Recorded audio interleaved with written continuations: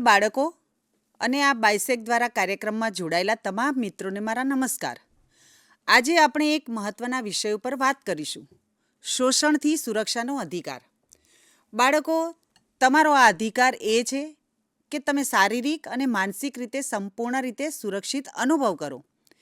તમે એ વાત જાણો છો કે તમારું રક્ષણ કરવાનો અધિકાર તમારો જ છે અને તમે ક્યારેય પણ કોઈ અન્યાય કે શોષણ સહન ન કરો. પરંતુ સાથે સાથે આજે હું તમને વધુ વિષય પર ચર્ચા કરવા માગું છું, જે આપણી સંસ્કૃતિને સમજવામાં અને જીવનને વધુ મજબૂત બનાવી શકે છે. શોષણથી સુરક્ષાનો અધિકાર શું છે? આ અધિકારનો હેતુ છે કે તમારા માટે સુરક્ષિત વાતાવરણ ઊભું કરવું, જ્યાં તમે ભયમુક્ત અને આરામદાયક અનુભવ કરો. શારીરિક હિંસાથી સુરક્ષા. કોઈપણ પ્રકારની મારકૂટ, શારીરિક શોષણ અથવા દુર્વ્યવહાર તમારાથી ન થાય. માનસિક હિંસાથી સુરક્ષા. તિરસ્કાર, ગાળો કે દબાણ તમારી જાતિ અથવા માનસિક સ્થિતિ ઉપર ન થાય. સ્વતંત્રતા અને સુરક્ષા માટે અવાજ ઉઠાવો. જો ક્યારેય તમને અસુરક્ષા લાગે તો તે વિશે તમારી સાથેના ભરોસાપાત્ર વ્યક્તિઓને જણાવવું. બાળકો માટે મુખ્ય સંદેશ છે: મારા પ્રિય બાળકો, તમારા શોષણથી સુરક્ષાનો હક એ તમારું ભવિષ્ય સુરક્ષિત કરે છે. તમારા માટે સુરક્ષિત સંપર્ક. તમે હંમેશા વિચારો કે કયો સ્પર્શ તમને સુરક્ષિત લાગે છે અને કયો અસુરક્ષિત. તમારા ઉપર ભરોસો રાખો. જો તમે ખોટું અનુભવો તો તરત જ મમ્મી, પપ્પા, શિક્ષક અથવા ભરોસાપાત્ર વડીલને કહો અને અન્યને મદદ કરો. જો તમારા મિત્ર કે કોઈ વ્યક્તિ સમસ્યામાં હોય તો તેને મદદ માટે પ્રેરિત કરો. એક બાળકે શાળાના રસ્તામાં કોઈ ખોટી હરકત અનુભવી. તે તરત જ તેને મમ્મીને બધું જણાવ્યું અને તેણે શાળાના શિક્ષકો અને પોલીસની મદદથી તે સમસ્યા દૂર કરી. તમારા માટે એ શીખ છે: જો તમારે કંઈ ખોટું લાગતું હોય તો તમે ક્યારેય મૌન ન રહો. હિંમતથી અવાજ ઉઠાવો. બાળકો સાથે કેટલાક પ્રશ્નો પૂછી તેના જવાબ સાથે હું તમને માહિતગાર કરીશ. તમારા મતે શારીરિક અને માનસિક સુરક્ષા શું છે? તમારી સીમાઓનો આદર કરવામાં આવે તે જ સુરક્ષા છે. તમારું શારીરિક અને માનસિક સ્વાસ્થ્ય હંમેશા મહત્ત્વનું છે. જો તમે કોઈ શારીરિક અસુરક્ષિત અનુભવો તો તમે શું કરશો?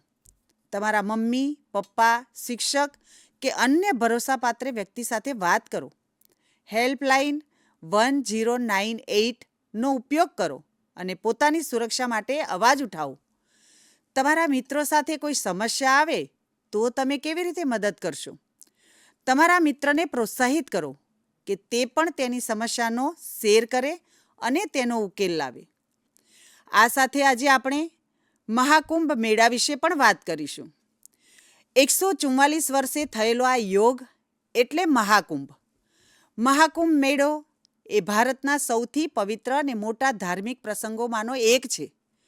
આ વર્ષે મહાકુંભ મેળાનું આયોજન પ્રયાગરાજમાં થયું છે, જ્યાં ગંગા, યમુના અને સરસ્વતી નદીઓના ત્રિવેણી સંગમ પર લાખો કરોડો શ્રદ્ધાળુઓ પવિત્ર ડૂબકી મારવા માટે ભેગા થાય છે. મહાકુંભ મેળાની વિશેષતાઓ શું? શાહી સ્નાન. સાધુ, સંતો અને શ્રદ્ધાળુઓ પવિત્ર ડૂબકી મારવા માટે ભેગા થાય છે, જે પવિત્રતા અને આત્માનું શુદ્ધિકરણ જ દર્શાવે છે. ધાર્મિક વિધિઓ અને પરંપરાઓ. મહાકુંભમાં વિવિધ પૂજા, પાઠ અને ભજન કીર્તન થાય છે, જે જીવનમાં આધ્યાત્મિક શાંતિ લાવે છે. સમૂહ આસ્થા અને ભાઈચારો. મહાકુંભ મહોત્સવ આપણા દેશમાં શાંતિ અને સમરસતાનું ઉત્તમ ઉદાહરણ છે. મહાકુંભ એ માત્ર ધાર્મિક તહેવાર જ નથી, પરંતુ આપણને જીવનના મહત્ત્વના મૂલ્યો શીખવાડે છે, જેમ કે સ્વચ્છતા, શાંતિ અને સહકાર, તથા આપણા ધર્મ અને સંસ્કૃતિ વિશે શીખવાની આપણને તક આપે છે. જેમ આપણે આપણા શારીરિક અને માનસિક સુરક્ષા માટે અવાજ ઉઠાવવો જોઈએ, તેમ આપણે આપણી સંસ્કૃતિ અને પરંપરાઓને પણ સમજવી જોઈએ, કારણ કે તે આપનું માર્ગદર્શન કરે છે અને જીવનમાં સાચા માર્ગ ઉપર લઈ જાય છે.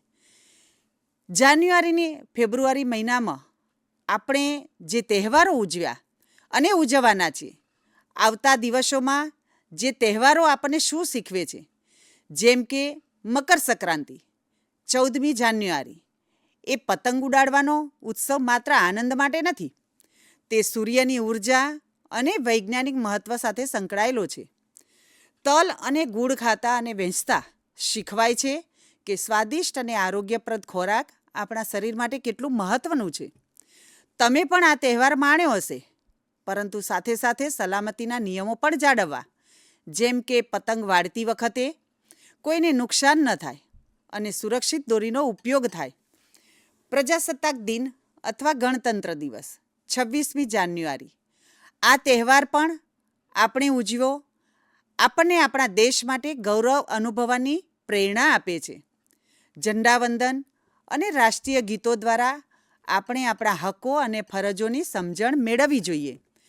તમારી શાળા કે સમાજમાં રાષ્ટ્રપ્રેમ અને નાગરિક જવાબદારી માટે ઉદાર ભાવ રાખવો એ પણ સુરક્ષા અને ન્યાય માટે મહત્ત્વપૂર્ણ છે.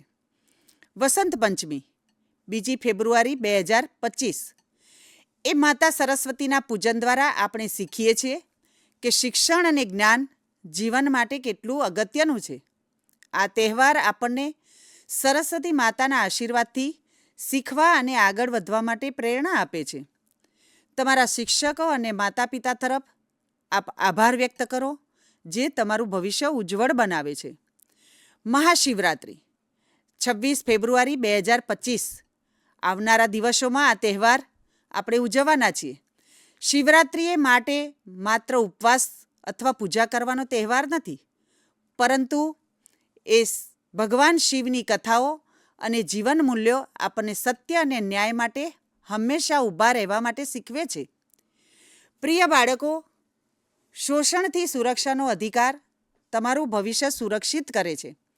જેમ મહાકુંભ આપણને શાંતિ, ભાઈચારો અને સ્વચ્છતાની શીખ આપે છે, તેમ તહેવારો પણ આપણને જીવનમાં શિસ્ત, શિક્ષણ અને સમર્પણના ભાવનું મહત્ત્વ શીખવે છે.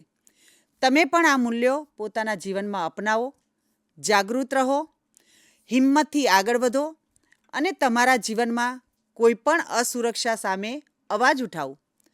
તમારું રક્ષણ તમારો હક છે અને કોઈ પણ આ અધિકારથી તમને વંચિત ન કરી શકે.